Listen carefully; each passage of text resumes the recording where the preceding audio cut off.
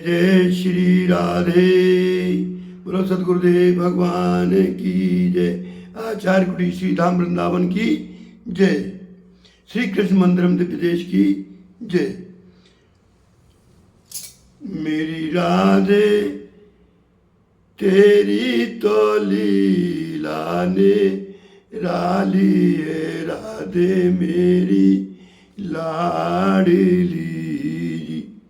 आज हम सदन कसाई को तीसरा भाग प्रस्तुत करने जा रहे हैं। कल हमने आपको बताई कि सदन कसाई को गंडकी को सुत कहो है प्रियादास जी ने अपने छंद में। और क्यों कहो? क्योंकि जो शालग्राम भगवान का है, इनकी गोद में खेलो करते 24 घंटा, ऊपर नीचे तोलो तोलो करते, झूला के झूलते जाके ताई इनको गंडकी को सुत कहो है। क्यों? श्री शालग्राम भगवान गंडकी नदी में पैदा हो में, अतः इनको गंडकी नदी को सुत कहो। वर्णन आया भैया, एक बार एक ब्राह्मण अपनी कन्या भगवान के, ब्राह्मण की कन्या भगवान के दर्शन के ताई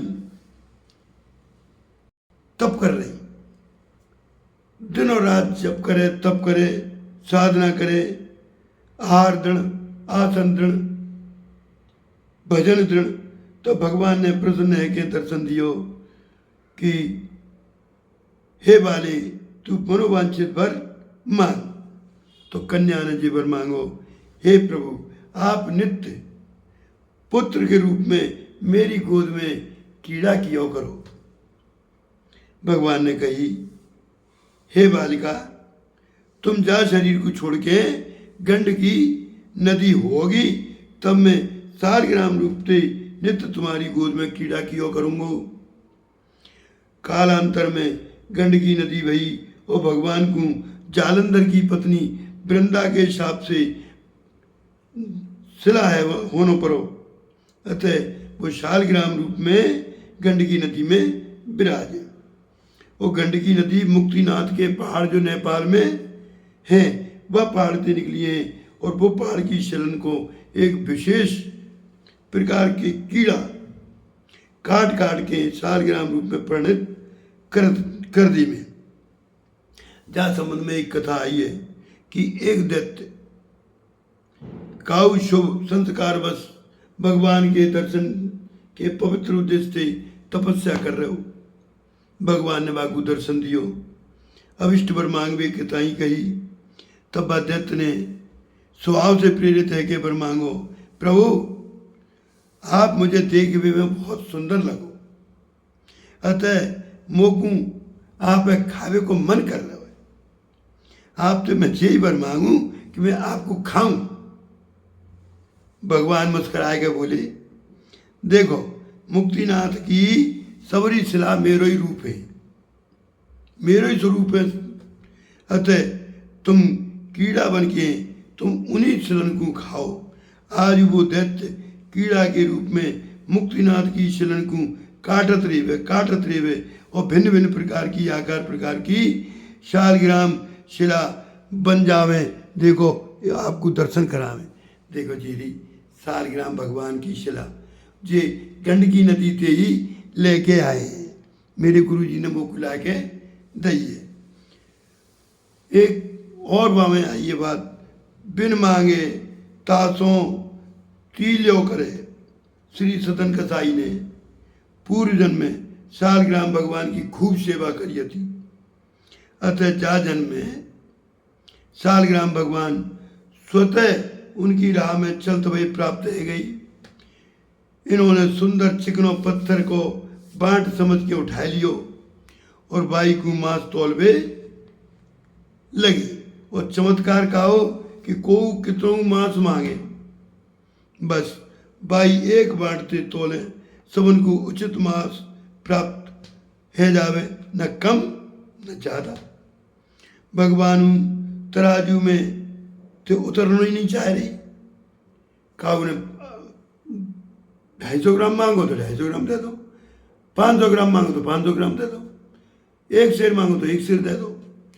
पर वो झूला झूलवे को सुख उन्हें मिले करे ऊपर नीचे ऊपर नीचे ऊपर नीचे। जालोते वो उतारे जावे के बहते कहूँ कम और अधिक तौलवे की आवश्यकता पड़े वे पे भगत जी मोकू उतार के दूसरे बांटते ना तौलवे लगे वे आवश्यकता के अनुसार हल्के हैजा में को भारी हैजा में।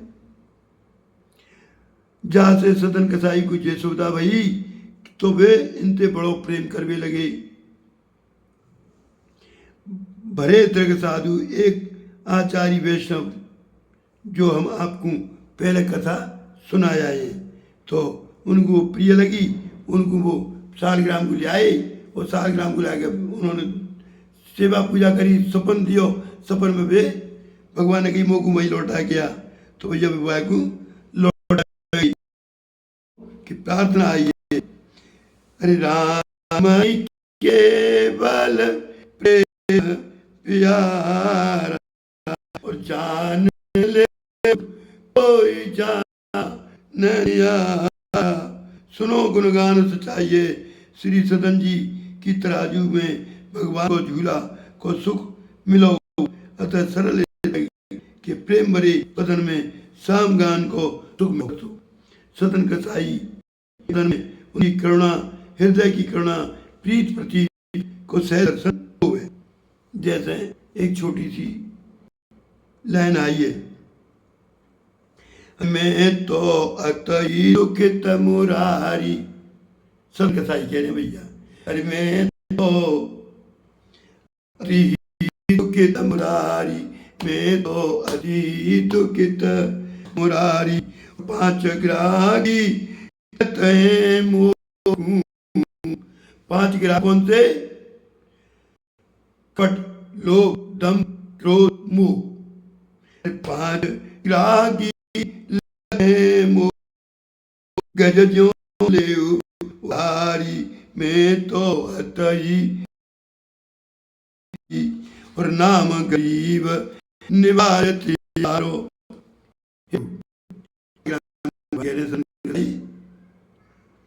अरे नाम गरीब रियाज तुयारो देव बेचे अटारी मैं तो अति को दुखित मुरारी। अरे पत पावन निद्राखो अरे सुजस पतित पावन राखो सदना कहत पुकारी में तो दुखित मुरारी। और आगे की ला बड़ी निराली है भैया भगवान और श्री लाला को आयो लाल बाबा को एक दृष्टांत आपको सुनावे तो जे कल सुनाएंगे। आज की कथा हम यहीं विराम दे रहे हैं।